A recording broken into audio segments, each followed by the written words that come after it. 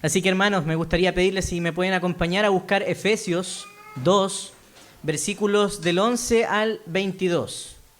Efesios 2, del 11 al 22.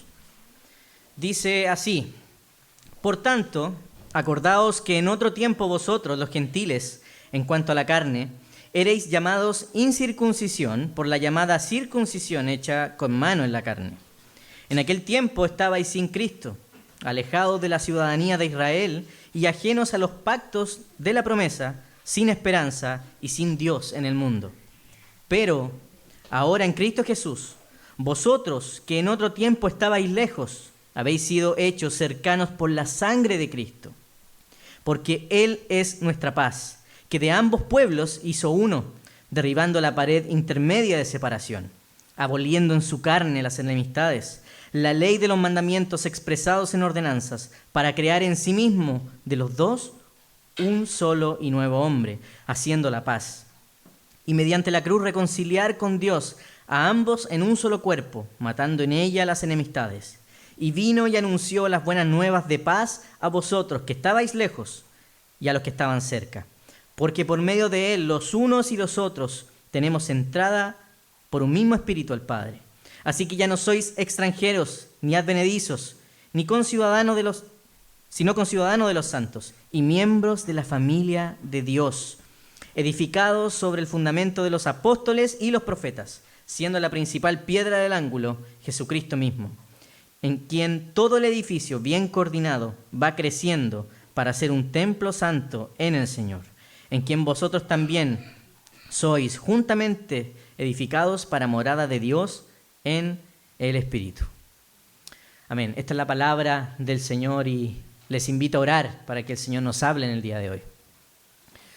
Oh Señor, estamos delante de tu presencia en el día que tú has decretado, en el día, Señor, que tú has destinado para nosotros, para recibir tu mensaje, para recibir tu palabra, para que los cielos hoy se abran, Señor, y escuchemos tu voz, la voz del cielo, todo el consejo que proviene de ti.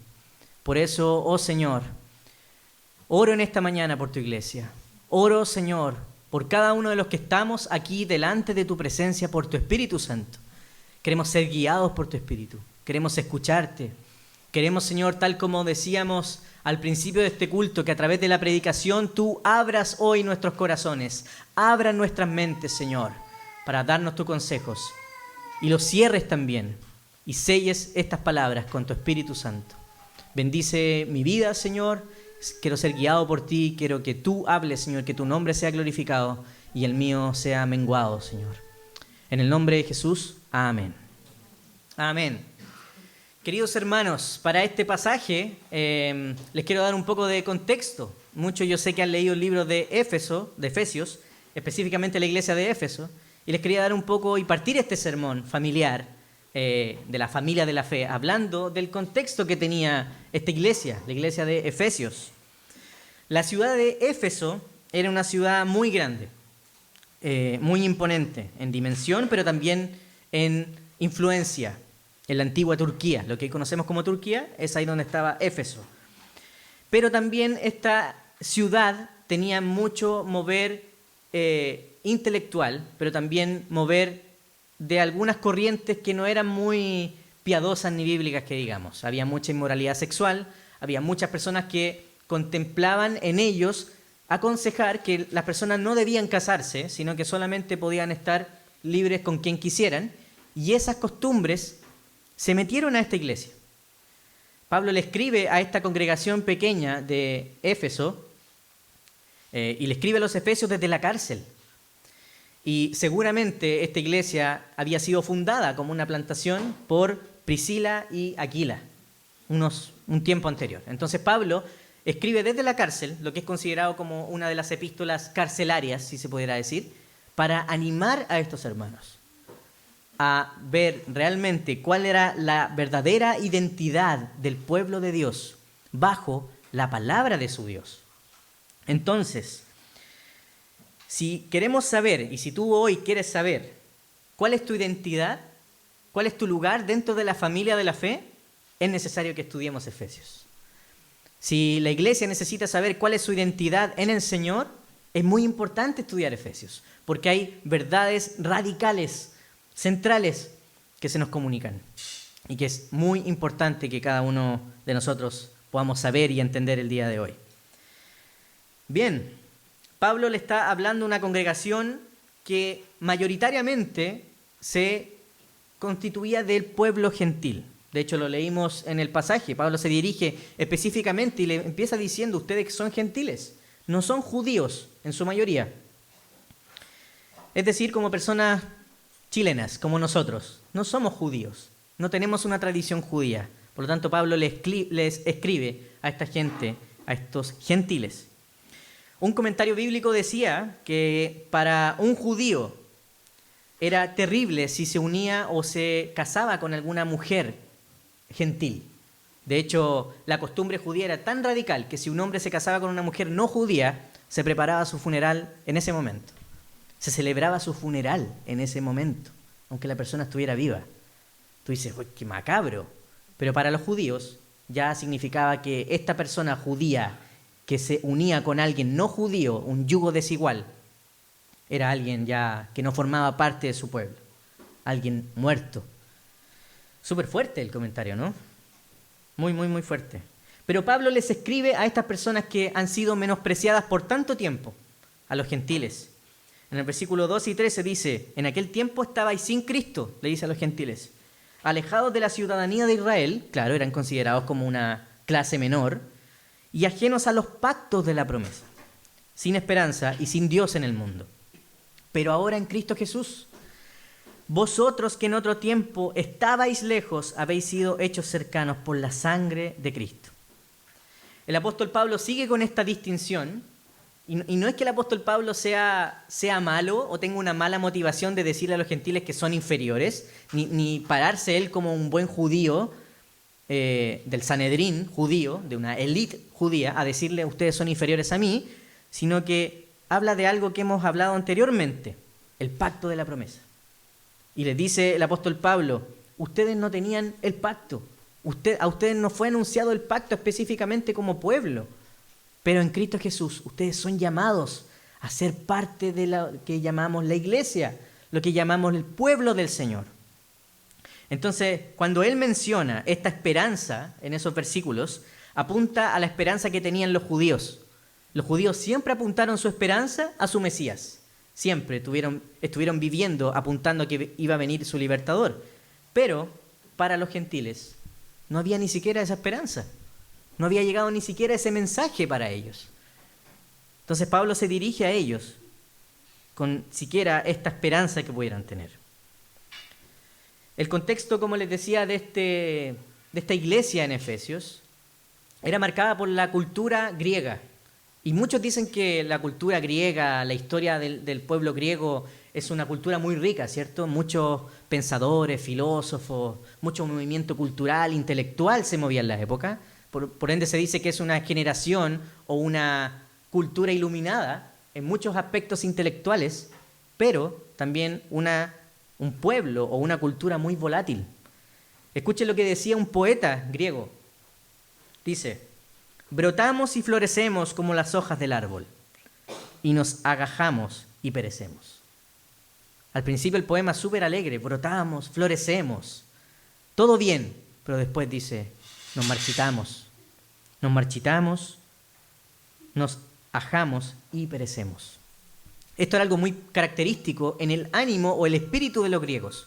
De hecho, ellos en su contexto hacían cultos gregorianos, los cuales en verano o en época estival eran cultos muy eufóricos y todos emocionados y eran, ¡oh, genial! Todos adoraban a sus dioses. Pero en la época más de invierno, en la época de más frío, se deprimían y estaban agotados y sus cultos eran muy reflexivos, muy depresivos. Entonces, para que ustedes entiendan un poco cómo era el carácter de estos gentiles, estos hermanos a los que Pablo les escribe, hermanos que han sido afectados por esa cultura, que no saben si hay esperanza o no para ellos, que no saben hacia dónde va esto. Y muchas veces tenemos que preguntarnos eso a nosotros mismos. ¿Realmente creemos lo que estamos diciendo creer? Realmente nos hemos acercado y venimos domingo a domingo, no solo por un ritual, no solo por cumplir unas horas en un culto, sino porque realmente lo estamos viviendo. ¿O somos los que florecen, pero después se apagan? Somos como los que florecen cuando hay un culto familiar tremendo y hay un buen coro de niños, pero cuando ya se acaba el culto familiar, ¿qué pasa con nosotros en el día a día? En el día domingo, claro, podemos estar acá delante de la presencia del Señor, podemos cantar alabanzas, y no digo que la alabanza sea mala, por favor, es algo muy bueno alabar juntos al Señor y venga, siga viniendo. Pero, ¿qué pasa el día lunes, el martes, el miércoles? Florecemos el día domingo en la escuela dominical y todos llegamos a la hora. Pero ¿qué pasa después? ¿Qué pasa después en la semana? ¿Tenemos ese culto gregoriano? ¿Sabemos si hay esperanza realmente para nosotros? ¿Cómo somos incluidos en la familia de Dios? ¿Te consideras parte de la familia de Dios? ¿Tenemos a Dios como Padre? Bueno, Pablo le escribe esto a los efesios. Y les dice Pablo en estos versículos que acabamos de leer que en otro tiempo estaban lejos, pero ahora son hechos cercanos. Pablo aquí está citando a Isaías. El libro de Isaías, capítulo 57, del 18 al 19, dice lo siguiente: he visto sus caminos, pero les sanaré y les pastorearé, y les daré consuelo a él y a sus enlutados. Produciré fruto de labios, paz al que está lejos y al cercano, dijo Jehová, lo sanaré. ¿Qué quiere decir esto? Para los que han sido llamados desde lejos, para los que son considerados lejanos al pacto, lejanos a las promesas. Tal vez si pudiéramos tener a Pablo como un argumento judío, le diría a Pablo: yo siempre estuve cerca de la tradición, yo siempre estuve cerca de la ley, siempre estuve cerca de los mandamientos, pero ustedes siempre estuvieron lejos. Ustedes siempre estuvieron lejos y van a seguir lejos, tal vez le podría haber dicho Pablo.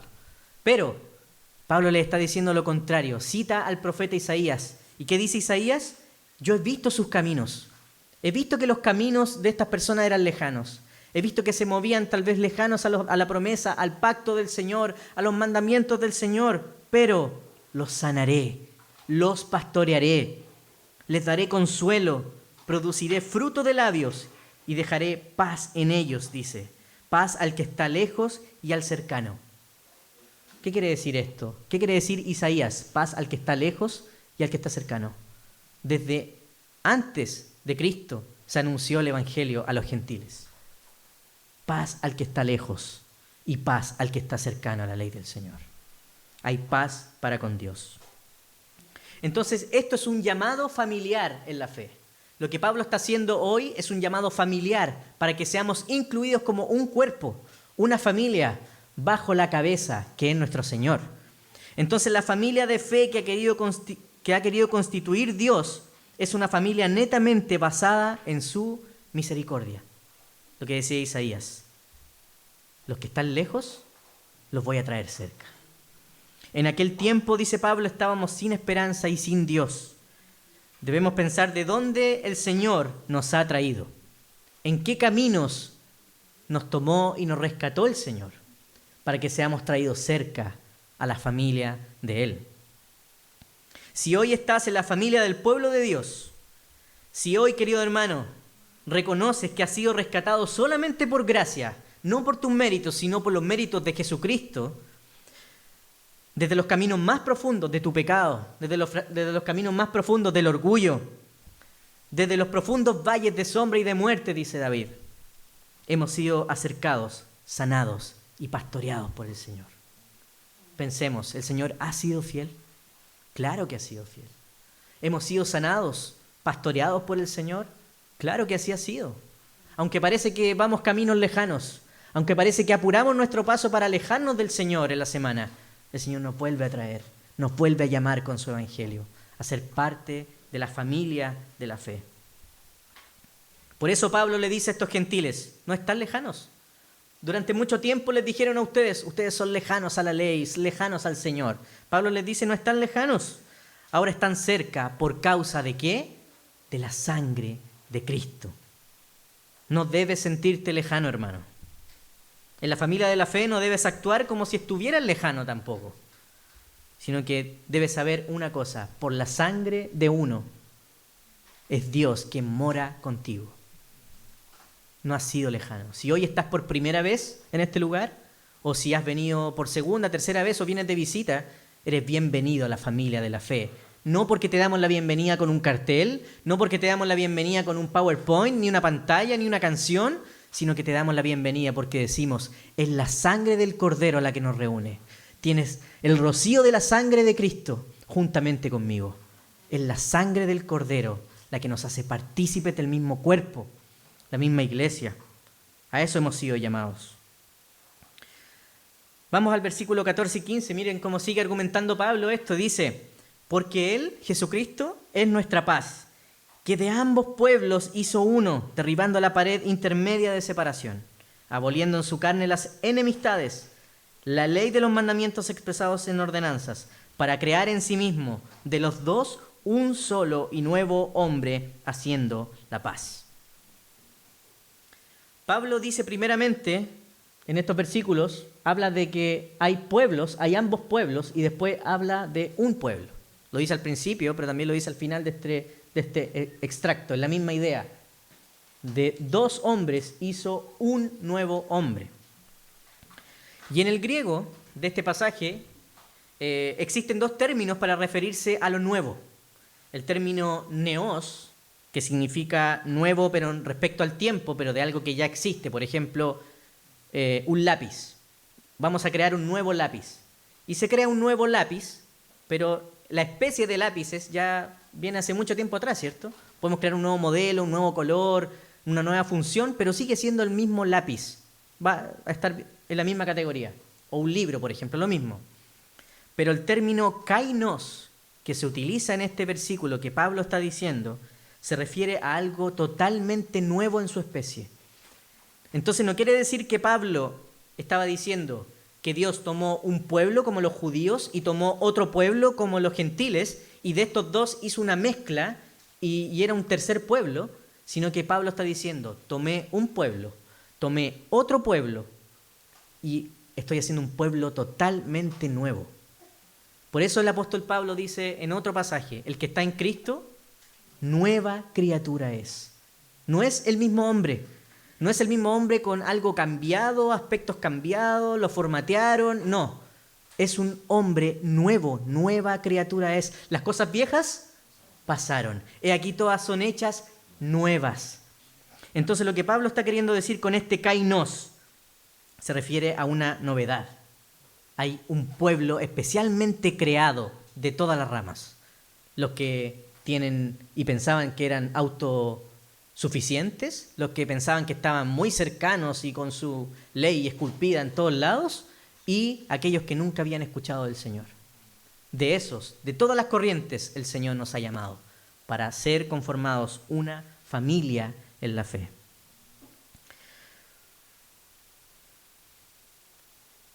Crisóstomo, el padre de la iglesia, uno de los padres de la iglesia después de los discípulos y los apóstoles, dijo esto, un comentario de este versículo. Dice: es como si Dios fundiera una estatua de plata y otra de plomo, pero hiciera de las dos una de oro, distinta, completamente distinta, diferente, nueva y mejor. Es como si Dios fundiera plata y plomo, pero con su poder y con su misericordia y con su Espíritu Santo da un nuevo origen, una nueva especie mayor. Por tanto, hermano, si tú hoy consideras que eres parte de la familia del Señor, eres una nueva criatura. Eres una nueva familia, un nuevo integrante, completamente nuevo. Ya no cargas con la mochila de tu pasado, ya no cargas con la obra de tu carne, ya no cargas con la obra de tu justicia, sino que cargas con los méritos de Cristo. Cargas con la sangre rociada del Cordero en ti y en mí. Un pueblo nuevo. Por eso estos versículos que acabamos de leer, también hablando de este nuevo pueblo o este nuevo hombre, Pablo también habla de un muro, de una muralla, un muro divisor. ¿Y por qué Pablo dice esto? porque muchas veces el estigma que había para los gentiles era el mismo templo de los judíos. Si tú entrabas al templo de los judíos, había muros divisores por etapas, por atrios. Primero, había un primer muro que dividía la entrada de los gentiles y los israelitas. Y en el muro estaba esculpido: si tú traspasas este muro, morirás. Si tú no eres un israelita y traspasas este muro, morirás. Luego tú entrabas al otro atrio, habían otro muro, el cual discriminaba entre hombres y mujeres, se separaban los hombres y las mujeres. Y el que desobedecía, moría. Luego de eso venía otro muro donde realmente entraban los que eran israelitas de verdad, de sangre pura. Y luego de eso los sacerdotes. Entonces, para los gentiles, este lenguaje de muros, este lenguaje de murallas, de barreras, era algo ya de la costumbre. Mucho tiempo lo habían escuchado. No. Después de este muro tú no puedes entrar. Después de este muro no tienes acceso, morirás si es que entras. Pero Pablo les dice que Dios ha derribado el muro. Ya tenemos libre acceso. Entonces, querido hermano, quiero aprovechar este tiempo para hacer algunas preguntas y que pensemos y reflexionemos dentro de nosotros mismos. ¿Te identificas hoy con el pueblo del Señor? ¿Puedes decir amén? Si te identificas con el pueblo del Señor, puedes decir amén, soy parte del pueblo y la familia del Señor. ¿Te identificas con aquellos que estaban lejanos y hoy están cerca? ¿Dices y confiesas que la única entrada a este pueblo es por la sangre de Cristo? Todos decimos amén a eso, ¿cierto? Sí, amén. Gloria al Señor. Entonces, ¿por qué creemos que ser parte del pueblo de Dios es tener una relación personal y única con el Señor? Si el Señor también nos ha llamado a tener una comunidad. ¿Por qué solamente rebajamos la relación de la familia de Dios con que hay un padre y un solo hijo, que soy yo, y no hay más hijos? ¿Por qué si decimos creer que de ambos pueblos hizo un pueblo nuevo, nos comportamos como si fuéramos una sola persona y no tenemos comunidad? ¿Por qué si Dios como está diciendo Pablo, ha derribado los muros del orgullo, los muros de la distancia, los muros de la distancia social, étnica, de clases sociales? ¿Por qué en la iglesia levantamos esos muros? ¿Por qué nos sentamos siempre en el mismo lugar de la iglesia y con los mismos de siempre? ¿Por qué nos juntamos en la semana con los mismos de siempre? ¿Por qué hablamos con el hermano que me cae bien, el que es de mi mismo equipo de fútbol, etcétera? ¿Por qué? ¿Por qué levantamos muros, hermanos? ¿Por qué levantamos muros de orgullo entre nosotros, el pueblo del Señor? No estamos llamados a hacer eso. El apóstol Pablo dice, de ambos pueblos hay un solo pueblo. De ambos hombres, Dios ha creado un nuevo hombre y ese hombre tiene libre acceso. Ese hombre no tiene que discriminar.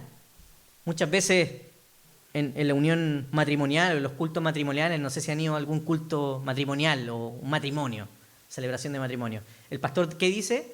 Lo que Dios ha unido, no lo separe el hombre. Y se besan los novios, ¿cierto? Bien. Pero eso también se puede aplicar a la iglesia, a la familia del Señor. Si Dios te ha unido con el pueblo del Señor, ¿por qué has levantado muros para dividir como hombre? ¿Por qué has levantado el orgullo? ¿Por qué has levantado el falso testimonio contra tu hermano? Si somos un mismo pueblo, somos una misma familia. Fuerte, ¿no? Veamos cómo sigue argumentando esto Pablo en el versículo 18 y 19. Porque por medio de él, los unos y los otros tenemos entrada por un mismo espíritu al Padre. Así que ya no sois extranjeros, ni advenedizos, sino conciudadanos de los santos y miembros de la familia de Dios. Estos versículos deberían estar muy resaltados. ¿Por qué? Porque en este argumento Pablo presenta el carácter de un Dios trino. ¿Recuerdan lo que hemos hablado anteriormente de la comunión intratrinitaria del Señor? Esta perijoresis, esta relación íntima. Dios se deleita en el Padre se deleita en el Hijo se deleita en el Espíritu en el Padre, y así es una relación de comunidad interna, trinitaria, pero que el amor del Señor es tan grande y Dios se deleita tanto en sí mismo que ha decidido compartir ese amor para que nos deleitemos en Él como comunidad. Entonces lo que Pablo está diciendo acá en el versículo 18, por medio de Él, de Jesucristo, la segunda persona de la Trinidad, los unos y los otros tenemos entrada por un mismo Espíritu, segunda persona en la Trinidad, al Padre. Pablo está dando y está revelando el carácter comunitario del Señor, el carácter familiar del Señor. Él es nuestra cabeza y nosotros somos su pueblo. Él es el padre de esta familia y nosotros somos los hijos. Entonces Pablo está queriendo decir, por medio de Él, hay unos y otros que tienen entrada por el mismo Espíritu, no por espíritus divisores, no por espíritus de orgullo, sino por el mismo Espíritu, en unidad en el Señor. Por lo tanto, hermano, si entre nosotros hemos levantado enemistades, hemos levantado muros, eso no es bíblico primeramente. Eso no viene de la palabra del Señor, viene de otra palabra, de otro Señor. Y eso es anticristiano. Entonces, este mensaje para la iglesia debe ser un mensaje de reflexión. Primero, de bienvenida a la familia del Señor, pero también de reflexión. ¿Cómo nos comportamos, aún entre nosotros mismos? No, es que sabéis que este hermano no me saludó el domingo pasado. No lo voy a saludar este domingo. No, este hermano no me dio 2 completos después del culto.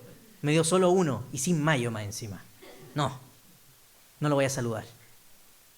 Y podemos seguir más aplicaciones, no tan burdas como la del completo, pero sí podemos seguir más aplicaciones, ¿cierto?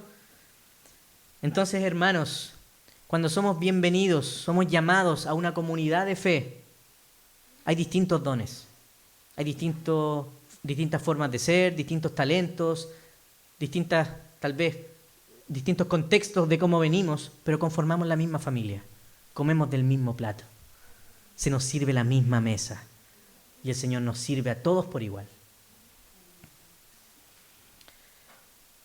En el libro de Juan 17 está la oración de Jesús. Y Jesús toma también esta oración como algo comunitario. Y escuchen lo que Jesús dijo en la oración. El mismo Jesús, ya no es Pablo. Jesús dice esto: para que todos sean uno, como tú, oh Padre, en mí, y yo en ti.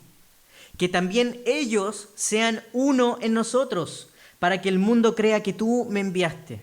La gloria que me diste, yo les he dado, para que sean uno, dice nuevamente, como nosotros somos uno. R.C. Sproul dijo lo siguiente, una cita: Jesús oró al Padre con un deseo, que su pueblo fuera uno, como Él es uno con el Padre.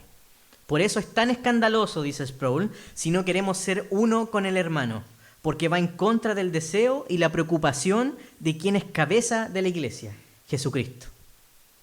Hermanos, si no somos uno, si no asumimos nuestra identidad como pueblo del Señor, unido por su Espíritu, comprado por sangre, entonces estamos yendo en contra de la misma oración de Jesús.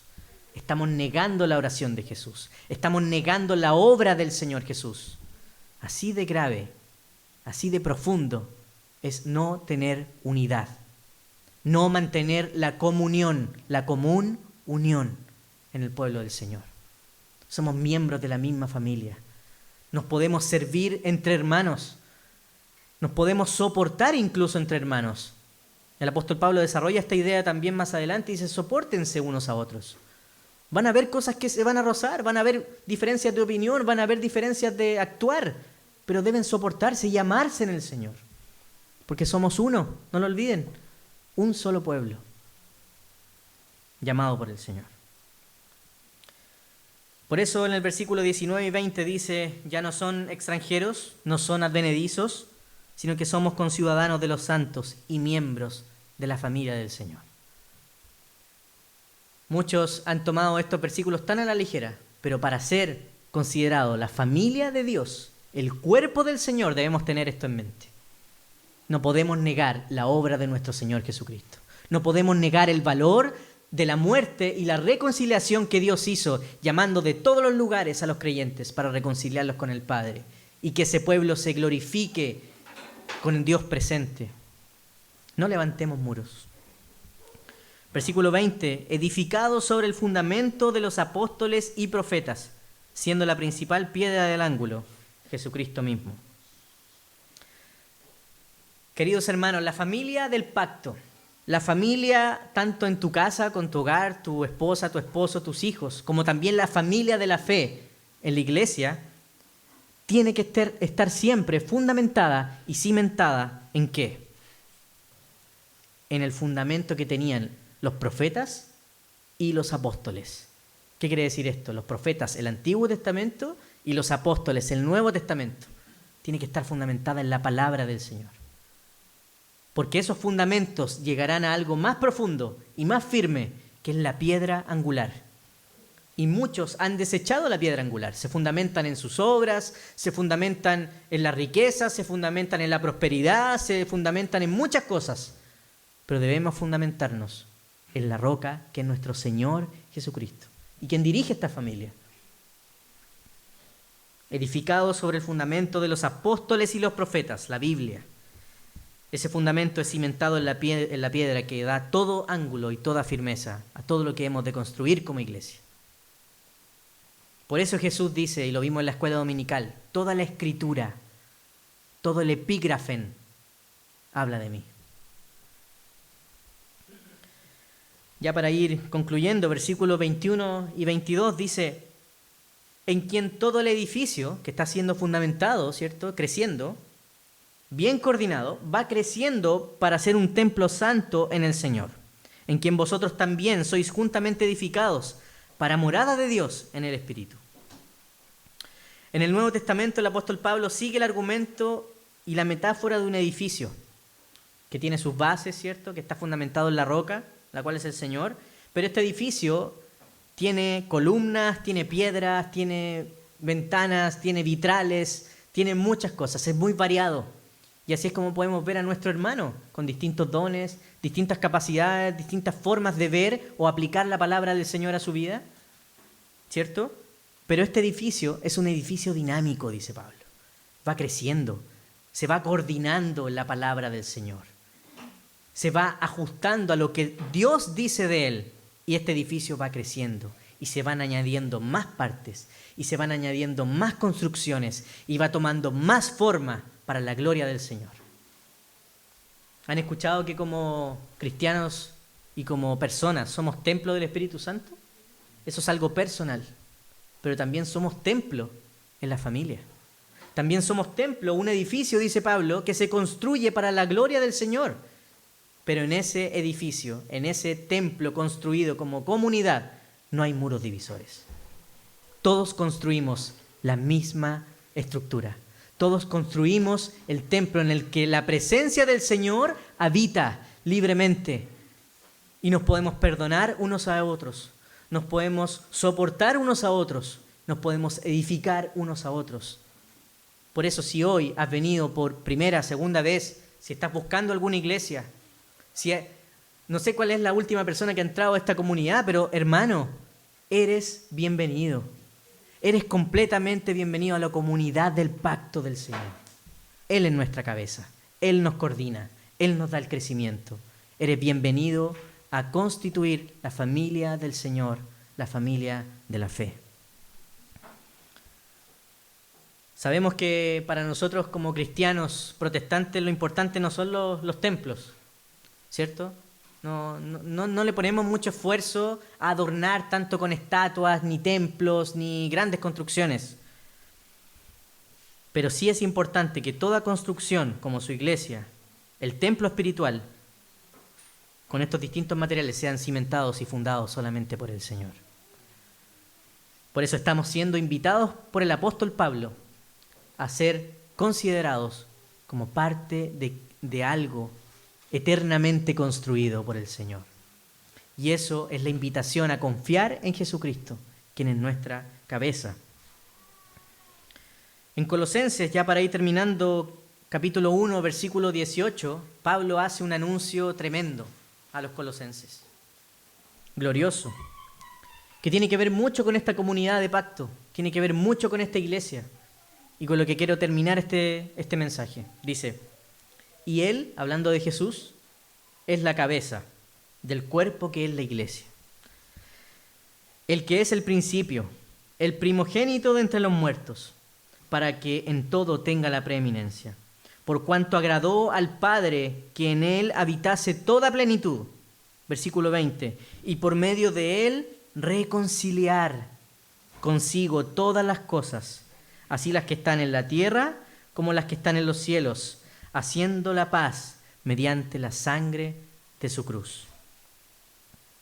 Querido hermano, eres aceptado, eres incluido en el edificio que va creciendo por la sangre de uno que pagó. ¿Recuerdan los muros que habían en el templo antes? Que si traspasaba a alguien ese muro, moriría. Bueno, el Señor traspasó la muerte para que no hubieran muros en su presencia. Jesús traspasó la muerte y mató a la muerte. Había un teólogo que escribió un libro que decía: la muerte de la muerte en la muerte de Cristo. Jesús tomó la misma cruz de la condena para matar a la muerte y para que tú no tengas muerte, sino que tengas vida eterna en Él y con tus hermanos, en comunidad. Solamente podemos dar gracias al Señor porque somos constituidos, porque somos incorporados a su familia por sus méritos, por su cruz, por su muerte. El Señor Jesús, estando en la cruz, pagó tu deuda, pagó la entrada que tenías a esta familia. Antes no teníamos esperanza, por la sangre del Cordero la tenemos. Antes no teníamos el pacto de la promesa, por la sangre del Cordero tenemos pagado completamente ese pacto y podemos depender de ese pacto para siempre. Querido hermano, bienvenido a la familia del Señor. Y lo que estamos hablando, ya para terminar, no es algo de ficción, no es una novela. Esto reflexionaba esta semana. Todo lo que estamos predicando, todo lo que estamos estudiando, todas las palabras que estamos escuchando del Señor son reales, hermanos. El día de mañana estaremos cara a cara con el Señor. Y el Señor nos va a examinar. El día de mañana te enfrentarás con la muerte porque es parte de la vida. ¿Y qué pasará después? ¿En qué camino andarás? ¿En qué caminos te toparás? ¿En el camino de la familia del Señor o lejano a la familia del Señor? Damos gracias al Señor por su obra, por el pago, por el precio y por la redención que tenemos en Él. Bienvenido, hermano, a la familia de la fe. Amén. Amén. Oremos. Oh, amado Señor, Padre eterno, tú, Señor, eres nuestro Dios, quien mora con cada uno de nosotros, Señor, y nosotros somos tu pueblo. Qué bendición más grande, Señor, contar con tu Espíritu Santo en cada uno de nosotros, Señor. Oramos, Padre, por esta palabra.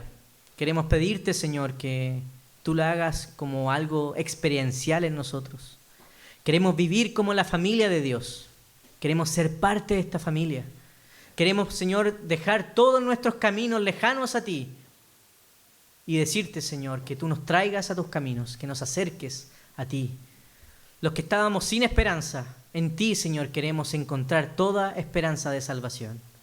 Es por eso, Señor, que hoy rendimos nuestros corazones, hoy rendimos nuestra vida, Señor, ante tantas cosas que nos han distanciado de ti. Oh, Señor, si hemos levantado muros de orgullo, si hemos levantado muros divisores entre nosotros, oh Padre, ten misericordia de nosotros.